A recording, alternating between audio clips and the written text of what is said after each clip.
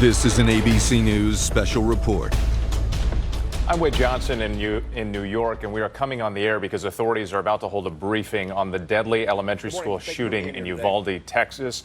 There we see the director of Texas DPS about to speak to the public. Let's listen. The 38th Judicial District, Christina Mitchell requested that the Texas Rangers, under the Department of Public Safety, assume lead responsibility of this horrific murder of 19 innocent child and 2 adults. Our goal today is to provide the parents, the community of Uvalde, the public, as much information as we can on where we are on the investigation. We're here to report the facts as we know them now, not to defend what was done or to criticize what was done or the actions taken. I'll begin first and foremost with the timeline as we know it.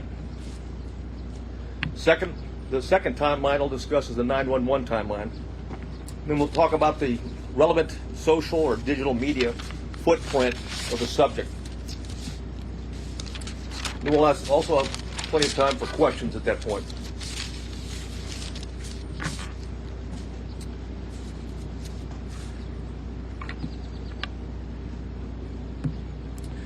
At 11:27, we know from video evidence, at 11:27, the exterior door suspected of where we knew the shooter entered, Ramos, was propped open by a teacher. 11:28, the suspect vehicle crashes into the ditch, as previously described. The teacher runs to the room 132 to retrieve a phone, and that same teacher walks back to the exit door, and door remains propped open. There were 2 males, as reported by Regional Director Escalon yesterday. There were 2 males at a funeral home that when they heard the crash, they went to the crash scene. When they arrived at the crash scene, before they got there, they saw a man with a gun exit the passenger side with a backpack, and they immediately began running. Ramos began shooting at him. Did not hit him.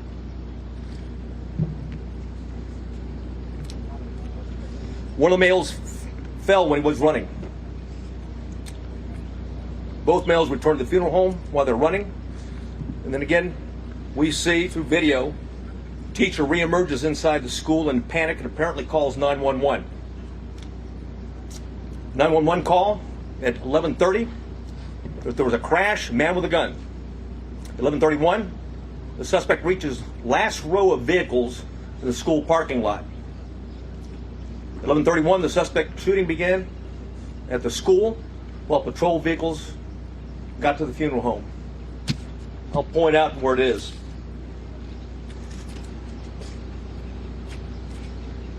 Crashed vehicles over here. The suspect was hiding behind a vehicle, started walking down, shooting into the classroom. There was discussion early on that an ISD, consolidated ISD for Uvalde, was a resource officer and had confronted the subject. That did not happen, as R.D. Escalon talked about yesterday. It was certainly stated in preliminary interviews, but often these preliminary interviews and a cursory walkthrough doesn't reveal the type of information, and certainly, police officers, like anyone else, under stress, sometimes witnesses get it wrong. But the bottom line is that officer was not on scene, not on campus, but had heard the 911 call with a man with a gun, drove immediately to the area, sped to what he thought was the man with a gun, to the back of the school, what turned out to be a teacher, and not the suspect. In doing so, he drove right by the suspect, who was hunkered down behind a vehicle where he began shooting at the school.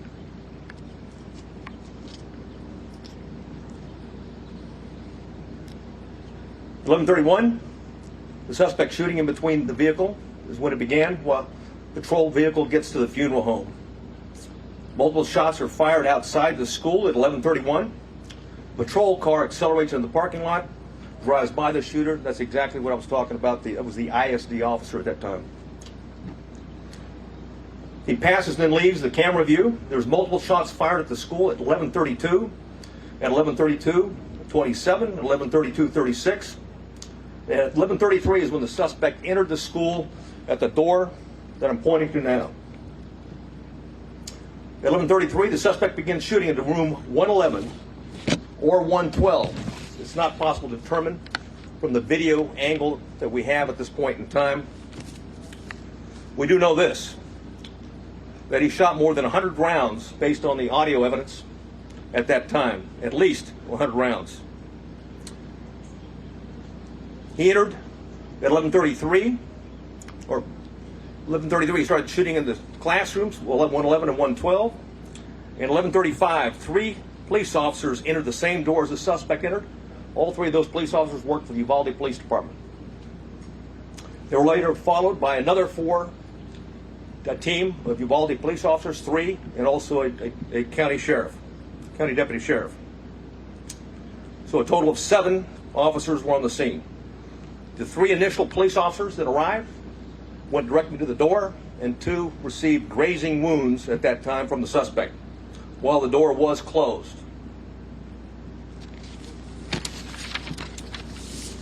At 11:37, there was more gunfire. Another 16 rounds was fired at 11:37. 1 at 11:37 and 16 seconds, 11:38, 11:40, 11:44. At 11:51, a police sergeant and USB agents started to arrive. At 12:03, officers continued to arrive in the hallway, and there were as many as 19 officers at that time in that hallway.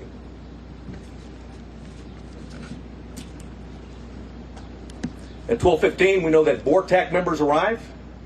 Not the entire BORTAC, but members of BORTAC, along with Shields. At 12:21, the suspect fired again, was believed to be at the door. At 11:21, law enforcement moved down the hallway. At 11:50, they breached the door using keys that they're able to get from the janitor, because both doors were locked. Though both of the classrooms that he shot into were locked when officers arrived. They killed the suspect at that time. And now I'd like to go over the 911 timeline.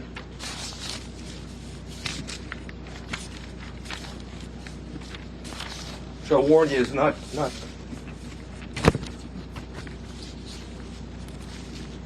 It's better that I read it than you listen to it.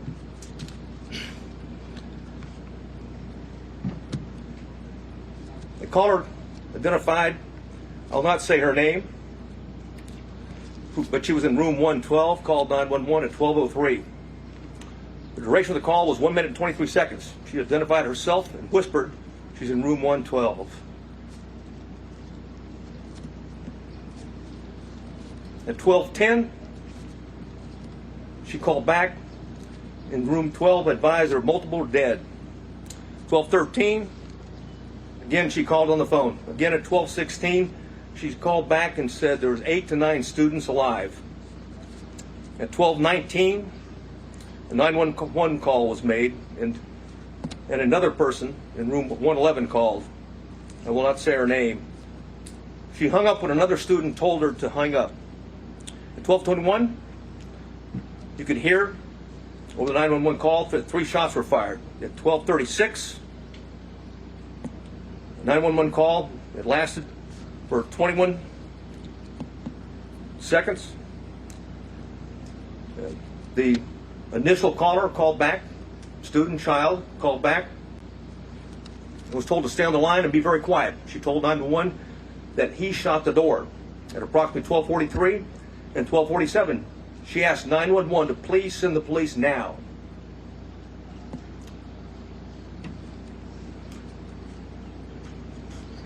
At 12:46, she said that she could hear the police next door. At 12:50, shots are fired. They can be heard over the 911 call. And at 12:51 is very loud and sounds like the officers are moving children out of the room. At that time, the first child that called was outside before the call cuts off.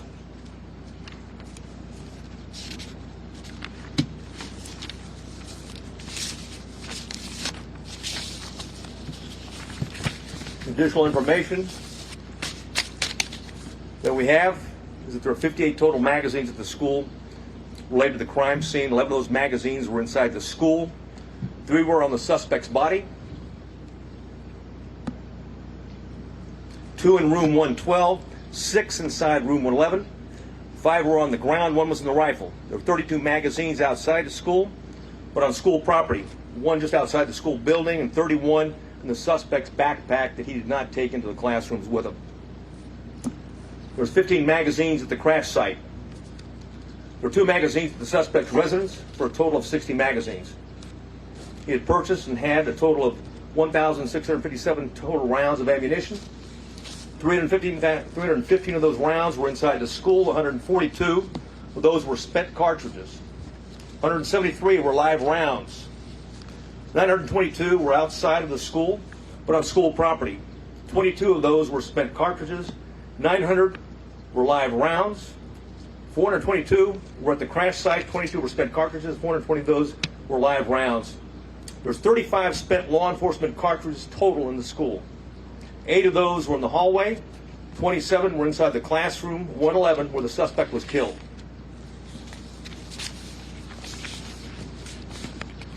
I had mentioned that I'm going to go over quickly a digital timeline.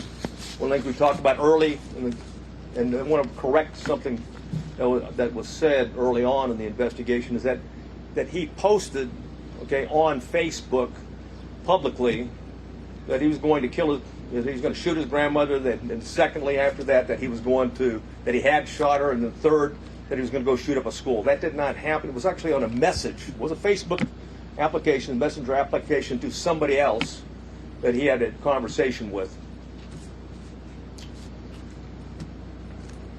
We know that through his digital media footprint, and I'll just do by date time, that Ramos asked his sister to help him buy a gun. She flatly refused. That was in September of 21. I'll avoid some of these and get to he had Instagram, a 4-group chat, and it was discussed that Ramos being a school shooter. That was on February 28th of 2022. On March 1st of 2022, there was an Instagram he had with 4 people. It was a chat. He discussed him buying a gun. On March 3rd, 2022, there was another 4-person chat. Quotations, word on the street is you are buying a gun. Ramos replied, just bought something. RN.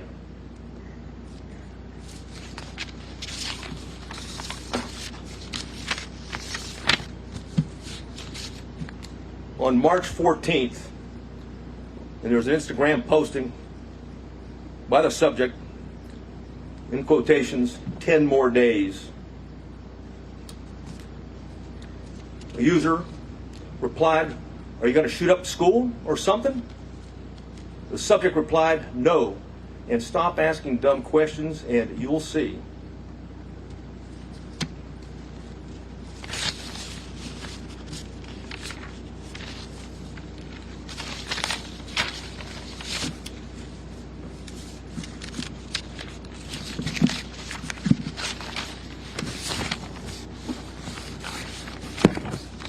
I know you have many questions, and I've agreed to stay as long as we can to answer as many of those questions as we can.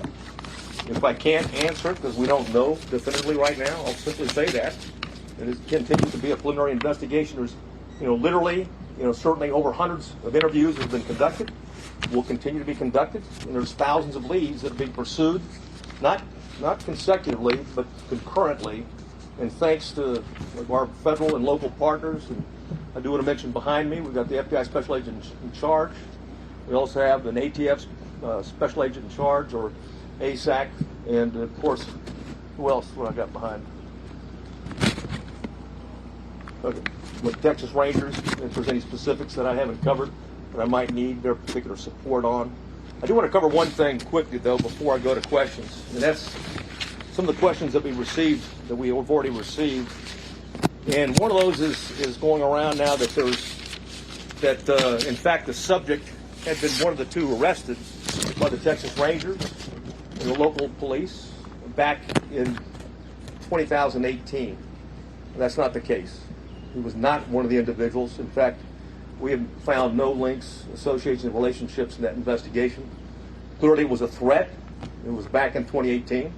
The two juveniles were charged with attempted or conspiracy to commit capital murder. There's no question that we thought, and we had evidence, and certainly the district attorney agreed, that these juveniles, one 13, one 14 years old, was a threat to Uvalde.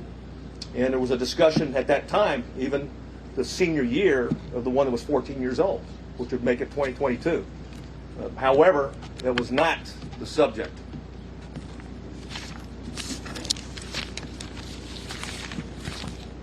Questions?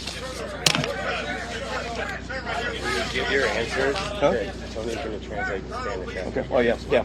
Oh, one thing I want to say, one thing I failed to say is that when we're done, we have Tony Pena with us. He's going to translate into Spanish, okay, what the answers and the questions are afterwards. Yeah.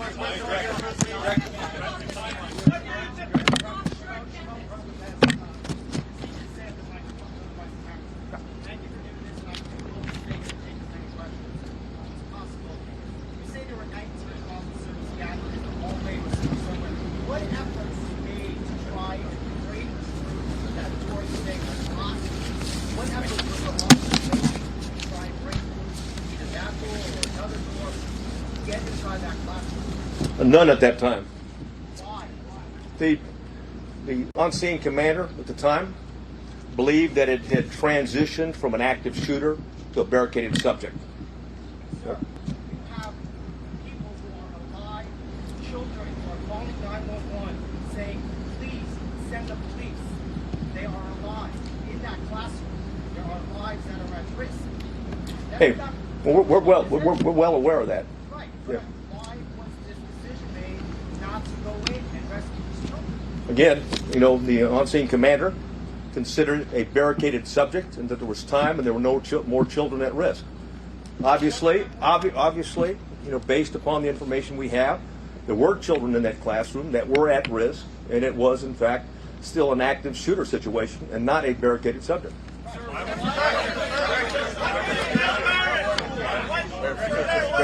Yeah.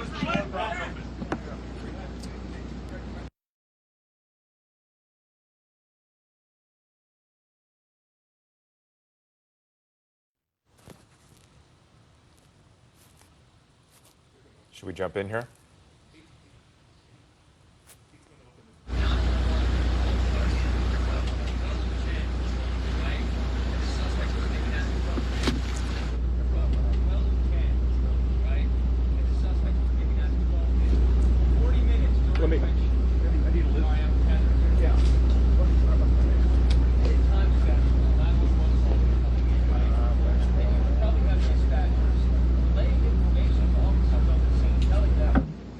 And if the 911 operators were aware that children were alive in that classroom, why weren't officers notified of that? And if that's the case, why didn't they take action? That's the question. And again, I'll go back to the answer for right now, is that it was considered, okay, the decision was made on the scene.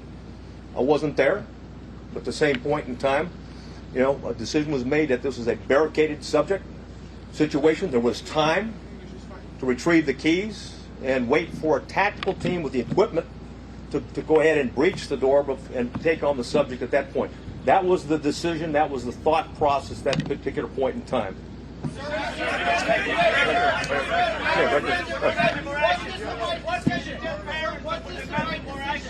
What? What can you tell parents that were here waiting and asking for the police to go in?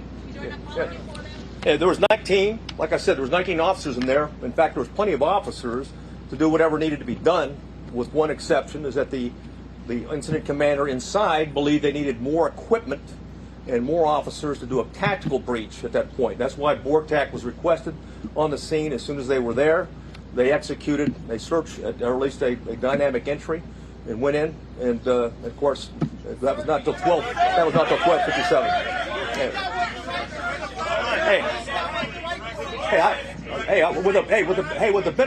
With the benefit of hindsight, stand by, right? I got it. Okay. Hey, from the benefit of hindsight, where I'm sitting now, of course it was not the right decision. It was a wrong decision, period. There's no excuse for that. But again, I wasn't there, but I'm just telling you, from what we know, we believe there should have been an entry at that as soon as you can. Hey, when there's an active shooter, the rules change. It's no longer, okay, it's no longer a barricaded subject. You don't have time. You don't worry about outer perimeters. And by the way, Texas embraces active shooter training, active shooter certification, and that doctrine requires officers, we don't care what agency you're from, you don't have to have a leader on the scene. Every officer lines up, stacks up, goes and finds where those rounds are being fired at, and keeps shooting until the subject is dead, period.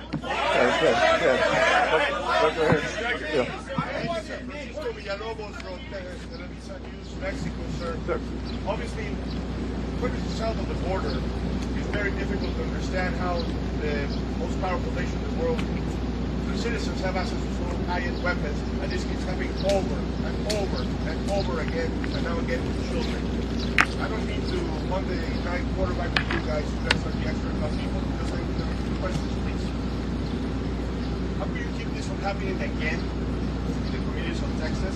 And second, how did a 18-year-old kid that works at Wendy's winning the minimum wage can buy a $5,000 weapon? Well, answer the last. He used the debit card first, but to your point, it's very expensive, and a debit card is not a credit card. It means he had money in the bank. So why and how is being looked at right now. And I'll tell you this, thousands of more leads are being looked at right now because we haven't answered all the questions. We haven't gotten into the why. Okay, we know the individual was also into cyber gaming in that regard, and group gaming in that regard. So we've got a lot of questions are out there, and we're seeking answers, but we've got an obligation. We'll continue to update you when we find something out. Hey, the woman in the yes.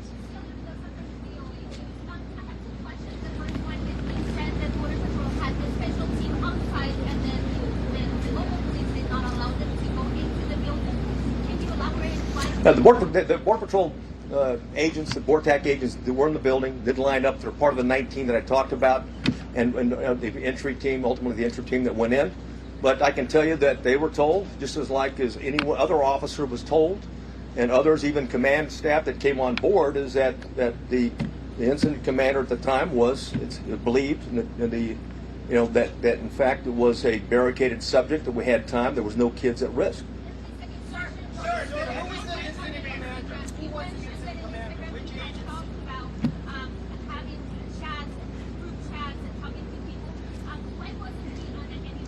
I wished he was. Because then there's no question. And I'll say this right now, and every time we have one of these and there's copycats, okay?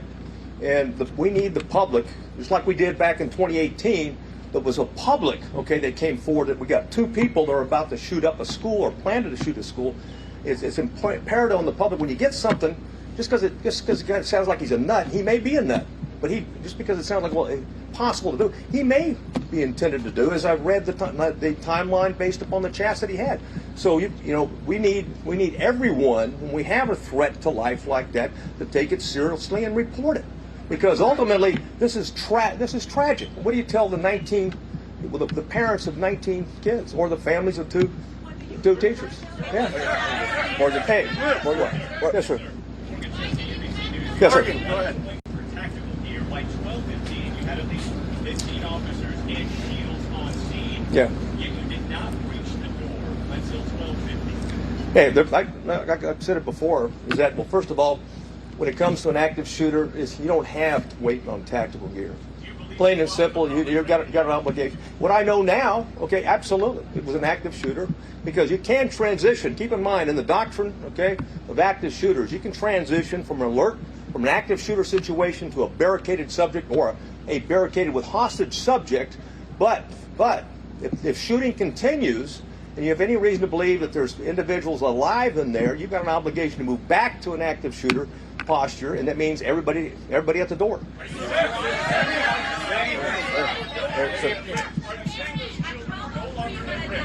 When he barricaded himself. Is that clear? Are those children still alive? And why was the school resource officer off campus? And did Uvalde SWAT respond to the scene? Well, Uvalde has a part-time SWAT team, number one. The ISD's got, they've limited officers. I think, what is it? What, you got 6? Six. They got 6. Yeah, the Consolidated Independent School District has 6 officers, and they didn't have one posted at that location. And someone said, "Hey, what do you tell the parents?" I mean, bottom line is that, or someone talked about and said, when there's kids in the room, why wasn't there an entry? Because it was believed, like I said at the time, that the subject was stationary, barricaded. There was no risk to other children. Again, on retrospect, from where I'm sitting right now, clearly there was kids in the room. Clearly, okay, they're at risk. And oh, by the way, even when you go back to shooting, there may be kids that are injured. Okay, they may have been shot but injured, and it's important for life-saving purposes to immediately get there and render aid. I'm in the blue. Where was the resource officer? Why was he not on campus? He was not on campus. Why? Well, again, we'll have all those answers down the road. Okay. Dylan. Lady in the front there. Yes. A bunch of them are undocumented. Then you need the world to apologize to all those parents who are outside screaming, trying to get in. It's obvious that it was not under control. Their help could have been great. Some parents that were able to get their children out of the school, not as a police officer, not as somebody that belongs to the government, but as a parent, as a human being. What do you say to those parents who are about to bury their children? Well, first, I want to say that the Consolidated Independent School District officers were there early. There was 4 of them, and they immediately began evacuating the school and did that throughout the process. So that, keep in mind, so that was going on.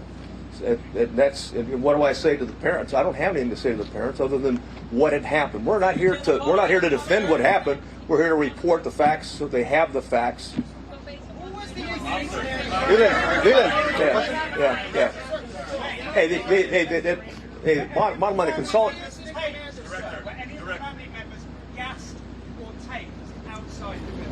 I'm sorry? Oh, I don't have any information on that.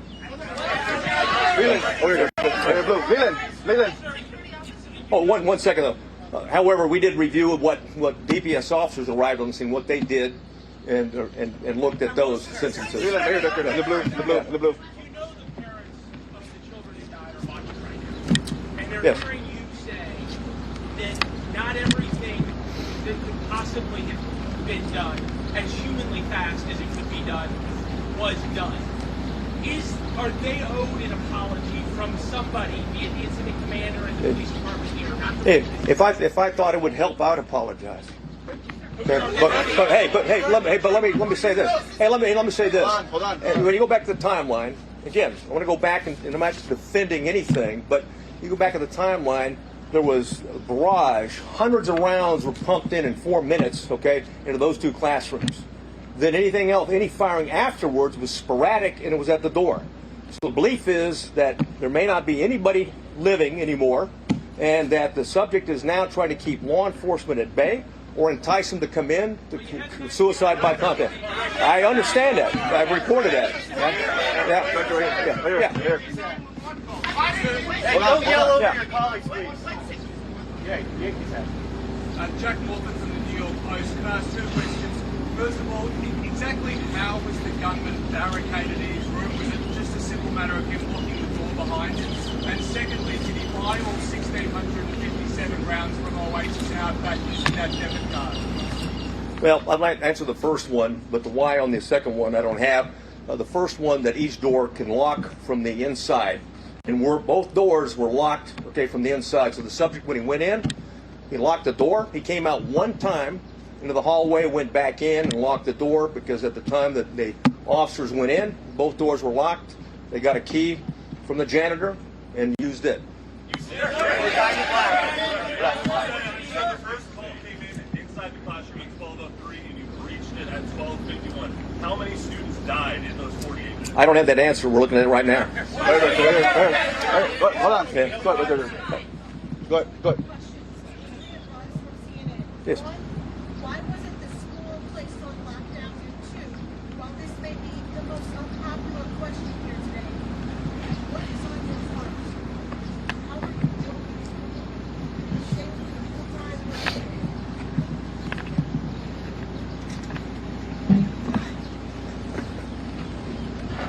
we're Yeah, thanks a lot.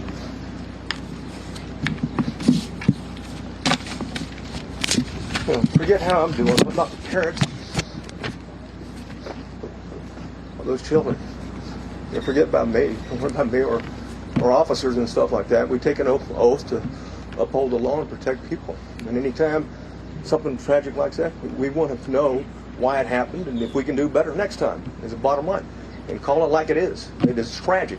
Quite frankly, I mean, there shouldn't be anybody. Ideally, we've been able to identify this guy as a suspect and address it before he even thought about attacking, on the 24th. Let's go there. Green. Go ahead. Go there. There's a lot of ammunition, a lot of rounds. So there are other people that you're looking at to arrest. That hated them. And we're looking at other people.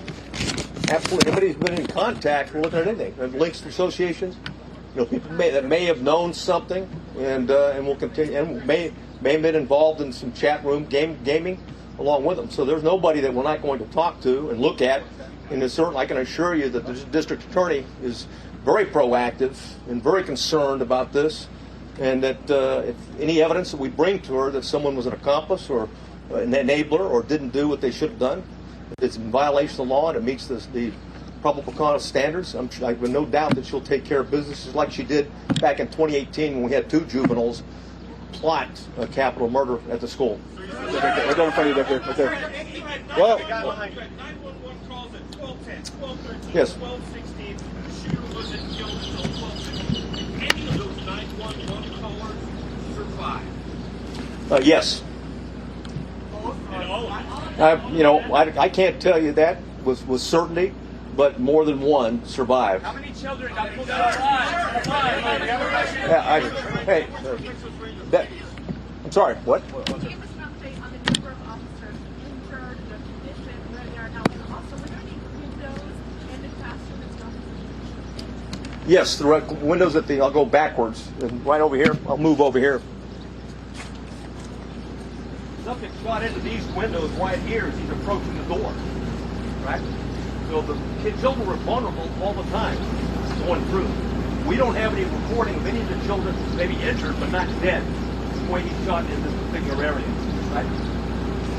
As to the answer in terms of someone that could have shot opposite in that regard, I don't have the answer to that, quite frankly. All right?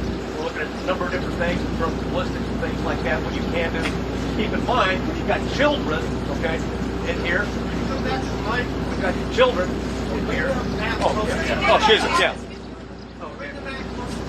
Okay. All right. And we're looking at this from a tactical standpoint and everything in terms of looking backwards, okay? And certainly one of the things is, what was the access in 111 and 112 in that regard? And also, there's other access points as well. Right there. Hold on. Let me say one thing. One thing I didn't point out, okay, is that when we've got him going into these rooms, right here's the Jack and Jill restroom between. So not unlike Santa Fe, the classrooms are separated, but they're really connected. So you can move back and forth between those 2 classrooms. Please give us an answer about the officer. In the green. Yes, sir. Was the incident commander receiving the information coming via the 911 call? And if so, why not? And if so, speak to the level of investigation that you're putting into that very question. Yeah, well, that question will be answered, but I don't have I'm not going to share the information we have right now, because I don't have the detailed interview right now. Go ahead, sir. Right there. Yeah, go ahead, Blue. It's a barricade situation. Did any police officers go in and get their own kids while the parents were outside? Not that I'm aware of, no. Sir. Right there. Go ahead. Yes, please.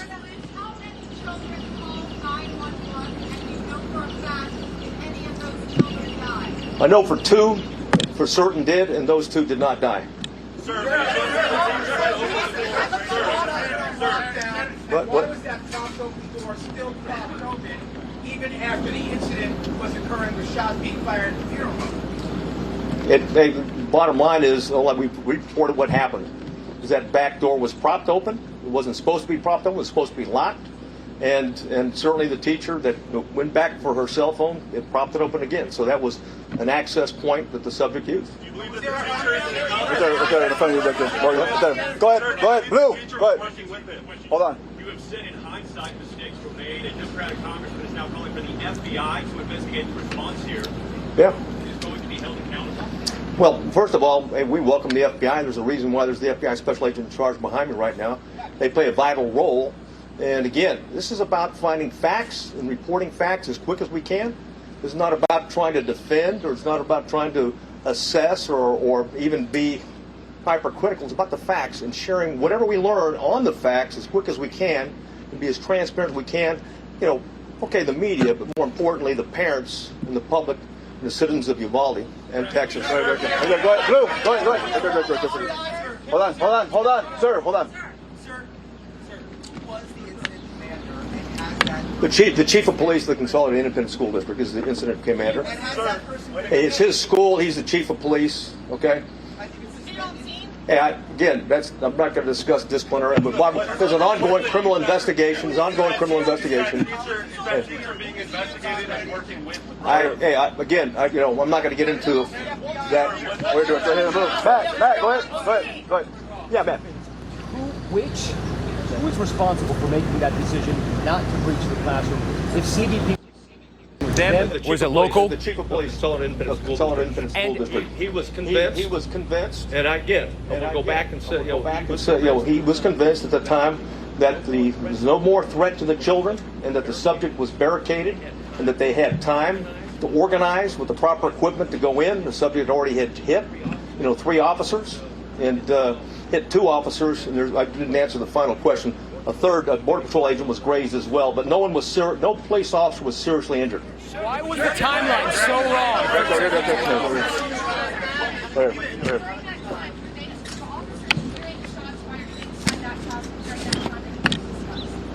Yes, they did.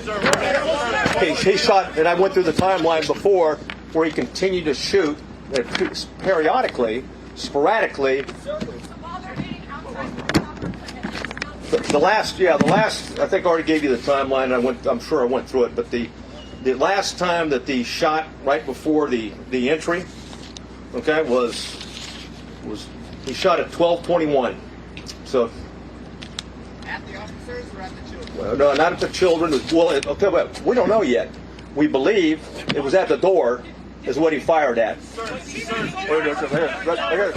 right there. Yes.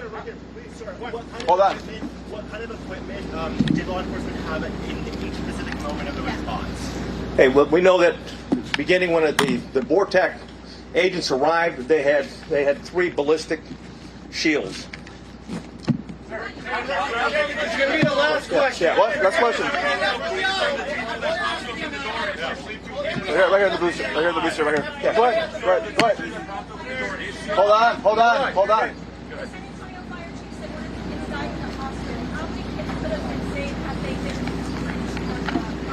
I don't know.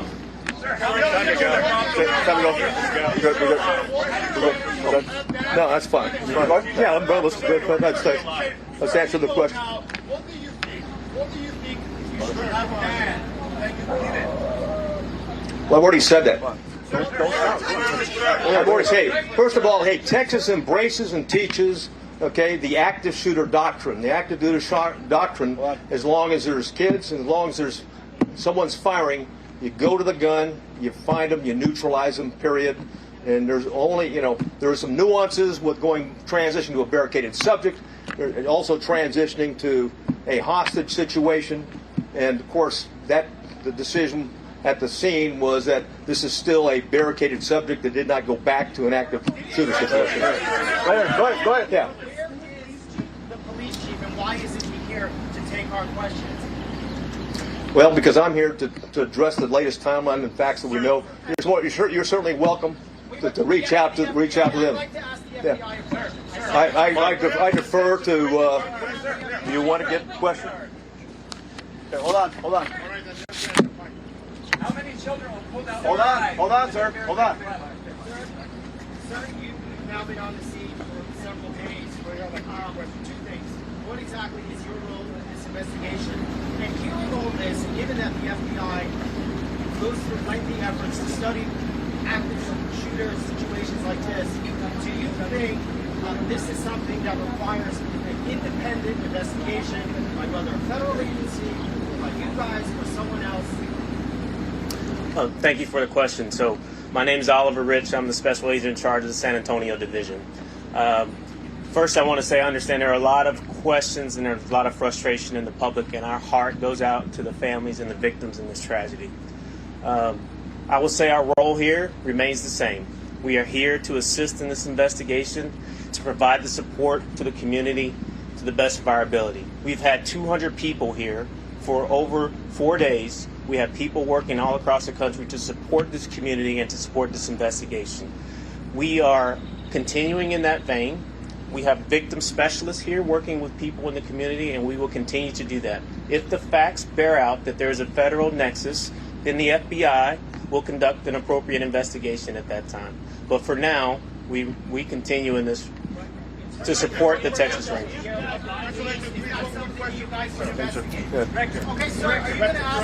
How many more questions? Two more questions. Sorry, 2 more questions. The guy in purple. Okay. Yes. Uvalde Police Department, Chief David on Murrah News. Uvalde Police Department posted in February 2020 that they familiarized themselves with the school and they did the training to do just what they were supposed to do. How come they were not in lead, or their commanding officer was not in lead when they were familiarized with this training, and they should have done what they were posting on Facebook they were doing?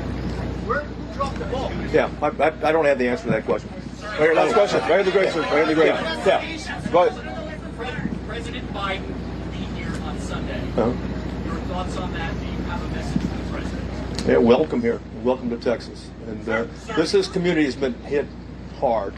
And I think it's noble that the president's going to be here to recognize the pain and suffering that this community is going through. And I think that's what leadership is. That's why Governor Abbott's here. That's why leaders go to where the problem is. And right now, the problem's in Uvalde, Texas. Okay.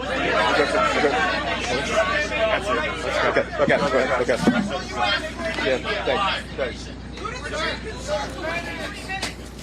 You've just been listening to live coverage from Stephen McGraw. He is the director of the Texas Department of Public Safety, and really a lot to unpack here from this press conference. Some chilling details, but also a stunning admission of mistakes that were made on the ground. And we'll get into the timeline a little bit here.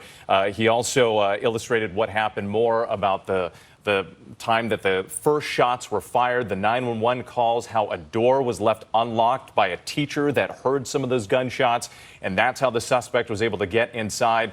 The responding officers were really there in just a matter of minutes, but after the initial exchange of gunfire, those officers fell back. And a commander on the ground, he said, made the decision that the situation translated from an active shooter to a barricaded subject. Of course, we know now that for more than an hour, there were children and teachers inside that classroom being shot. We also learned from Mr. McGraw there that there were people inside the classroom, he wouldn't identify them as either teachers or children, who were calling 911, telling them that people were being shot and dying inside. And yet that information was never transferred to the commander on the ground, and the officers waited there for the tactical response team before they went in and killed the suspect. Let's go ahead and listen to part of what Mr. McGraw had to say moments ago.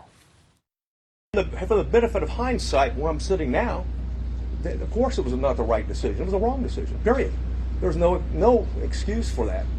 But again, I wasn't there, but I'm just telling you, from what we know, we believe there should have been an entry at that as soon as you can. Hey, when there's an active shooter, the rules change. It's no longer, okay, it's no longer a barricaded subject. You don't have time. You don't worry about outer perimeters. And by the way, Texas embraces active shooter training, active shooter certification, and that doctrine requires officers. We don't care what agency you're from. You don't have to have a leader on the scene. Every officer lines up, stacks up, goes and finds where those rounds are being fired at and keeps shooting until the subject is dead, period. And there you have it. He spelled out what they're supposed to do in this situation. That is go in, no matter what. You only need a couple officers to go in, but instead they fell back, translated this from an active shooter to a barricaded subject. Again, admitting there that it was not the right decision, it was the wrong decision, and there's no excuse for that. Let's go to our chief national correspondent, Matt Gutman. Matt, you were there during this presser. We saw you asking questions. But really questions just leading to more questions and not enough answers. I think what we just heard Director McGraw say, Whit, is that this was a colossal failure, and it's gutting and it's emotional to talk about because that failure led to the death of children. There's no other way to sugarcoat this. That's what happened here. They had BORTAC teams, that's SWAT teams that are trained with ballistic shields at 12:15 p.m. They only decided to breach that door at 12:50 p.m. And as you noted, there were children. There were children making 911 calls at that time, saying we're alive, saying we need help. They heard the soft voice of children. He just shot again. They knew the children were alive, and yet they decided to wait for something. It's unclear what the trigger was that made them go in. But that waiting period no doubt cost the lives of children, and they're going to have to answer for this. The local police chief, who apparently was in charge of that decision, is going to have to answer for this for a very long time. There's also some question about now the FBI, this becoming a federal investigation with the oversight.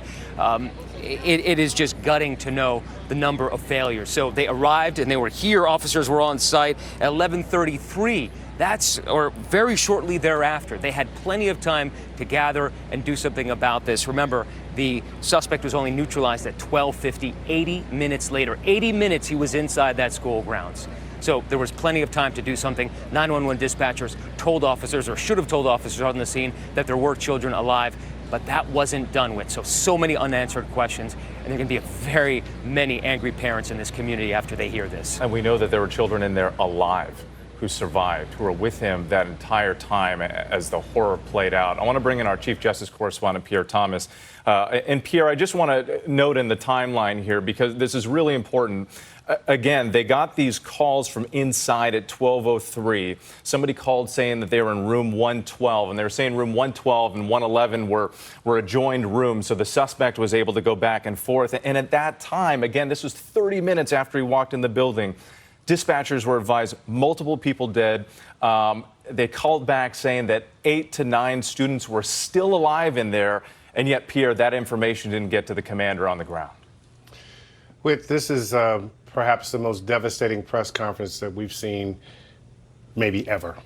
Law enforcement officials acknowledging that children were in the room at risk, some of them perhaps suffering, and 19, we're told, police officers in the hallway. 19.